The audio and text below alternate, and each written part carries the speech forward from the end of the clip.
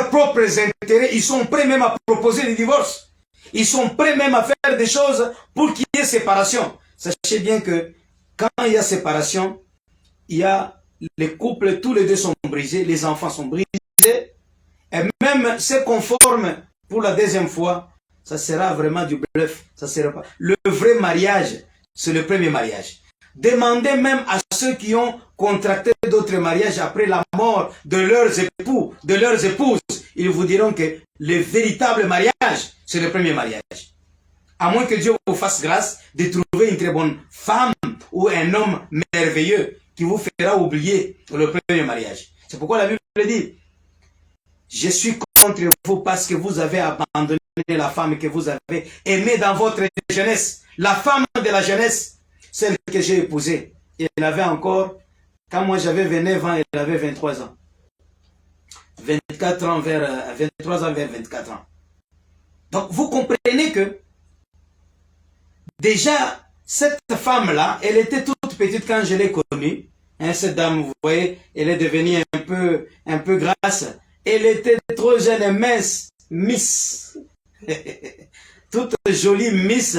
Mais vous voyez que ça, c'est une longue expérience. Maintenant, nous avons 17 ans de mariage. Dans quelques années seulement, nous aurons 20 ans de mariage. Et vous savez, dans le monde d'aujourd'hui, c'est pas facile, hein? C'est pas facile, je vous dis. Il y a des histoires. Il y a des problèmes qui surgissent dans les couples. Voilà pourquoi il faut considérer le mariage comme une union sacrée. Que personne ne sépare ce que Dieu a joint. Quand vous êtes attachés pour former un seul corps, la première des choses, il faut quitter. Que la femme quitte ses parents, sa famille, physiquement, émotionnellement, spirituellement.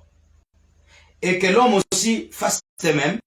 Quand ils s'unissent, ils deviennent une seule chair. D'abord, il faut s'attacher avant de devenir. C'est comme en chimie, hein, dont nous a appris Jésus chimiste de formation, que tant que deux corps sont séparés, ils ne peuvent s'unir.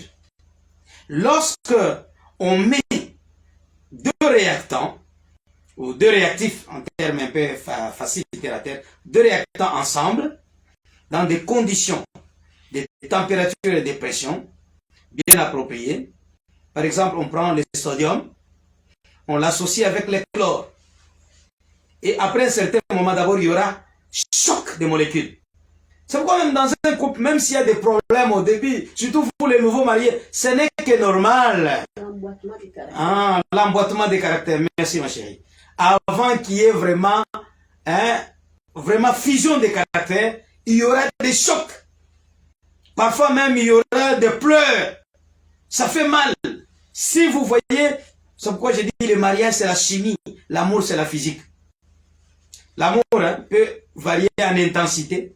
Ça peut croître pendant un moment, ça baisse. C'est comme une pression. Ça monte, ça baisse, ça reste un peu constant. Mais le mariage, c'est la chimie.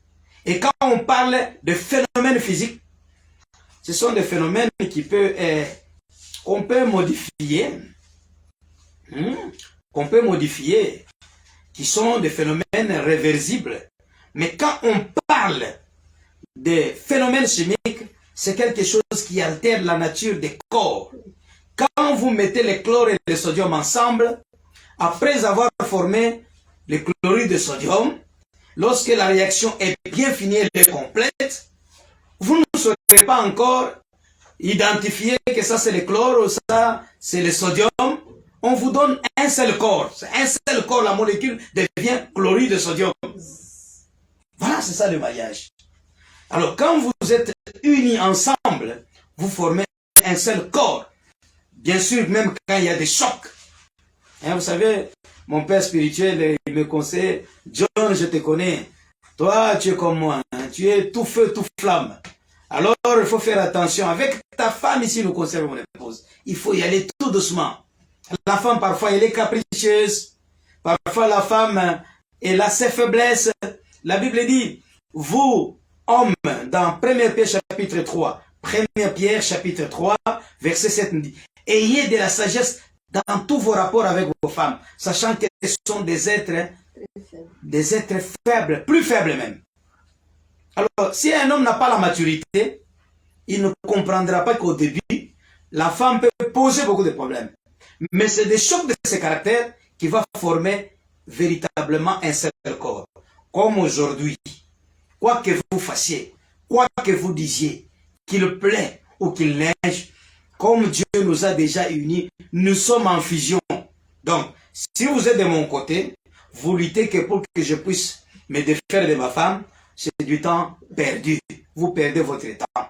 Si vous êtes de son côté, vous cherchez à briser cette union, c'est le temps perdu. Les épreuves que nous avons connues, les situations difficiles que nous avons endurées, à renforcer notre fusion, à renforcer notre union. C'est comme quand le chlore et le sodium sont soumis à des pressions et des températures. On les force à s'unir. Et lorsqu'il y a fusion, ça forme un seul corps. Voilà ce qu'on appelle s'attacher. Des papiers identiques, uniformes, vous les attachez au moyen de colle à papier, c'est difficile de les séparer. Seule la mort peut venir nous séparer. Mais tant qu'on est en vie, personne ne doit séparer les couples. Une fois attaché, on devient maintenant une seule chair. Donc c'est ce que je vous disais, c'est la fusion des corps, la fusion des esprits, la fusion des âmes. Deux âmes fusionnent, deux corps fusionnent et deux esprits qui fusionnent. Souvent, quand on fait beaucoup de temps dans le mariage, hein, vous commencez une parole, déjà votre épouse connaît ce que vous voulez dire réellement.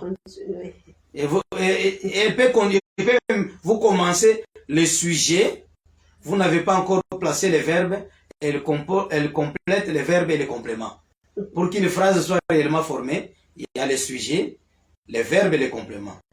Tu commences seulement, je vais, oui, tu veux partir au marché.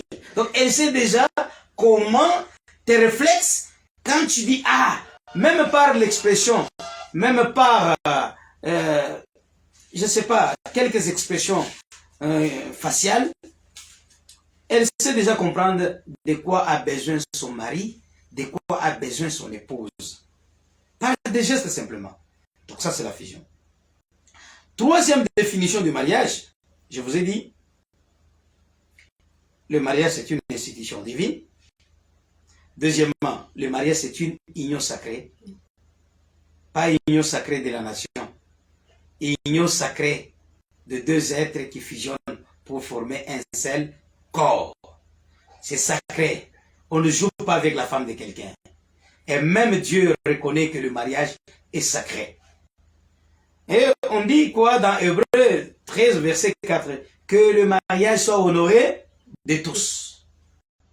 Et le lit conjugal exemple de toute suite, car Dieu jugera les impudiques et les adultères.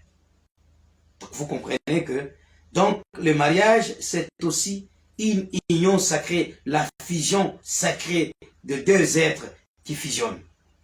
Troisièmement, je vous dis la définition du mariage selon Dieu. Le mariage est une communauté d'amour profond et total. Un amour trine. En tout cas, dans nos relations humaines, il n'y a que dans les mariages qu'on peut trouver la plénitude de l'amour. Et j'aime bien les Grecs, hein, on parle même jusqu'à 4 formes d'amour. Mais moi, je me limiterai, je pense, à 3 formes d'amour. Le 4e n'est que la conséquence de 2 autres formes d'amour. On dit en grec, dans le Nouveau Testament plutôt, ou même dans la littérature classique grecque, on nous parle d'agapé. C'est seulement dans le mariage qu'on peut expérimenter cet amour de Dieu. Vous savez, par l'amour agapé, je la considère comme ma propre chair, comme ma soeur, mon ami, d'abord comme ma propre chair, mon semblable, celle que je dois aimer. Et c'est dans le mariage qu'on expérimente la 2e forme d'amour qu'on appelle philéo, philos. Donc on est amis. C'est l'amour sentimental, l'amour qu'on exprime entre amis, au niveau des sentiments. Parce que vous savez, l'amour charité ne dépend pas des sentiments seulement, c'est au-delà des sentiments. Mais quand on parle de philéo, donc philos ami, l'amour amical, l'amour de des amis qui est exprimé par des sentiments. Donc, il y a des sentiments d'amour, il y a de l'affection, il y a de l'attachement. Tout ça, c'est philéo. Alors, quand on parle de Eros, c'est seulement dans le mariage. Vous pouvez aimer votre ami intime par l'amour qu'on appelle agapé et philéo, mais jamais vous pouvez aimer quelqu'un d'autre qui n'est pas votre épouse par Eros. Là, c'est l'amour charnel. Hein? C'est l'amour. Agapé, c'est l'amour spirituel au niveau des esprits. Philéo, c'est l'amour sentimental au niveau des âmes, des émotions. Eros, c'est l'amour charnel au niveau de l'intimité même sexuelle. C'est pourquoi je vous dis à ce sujet,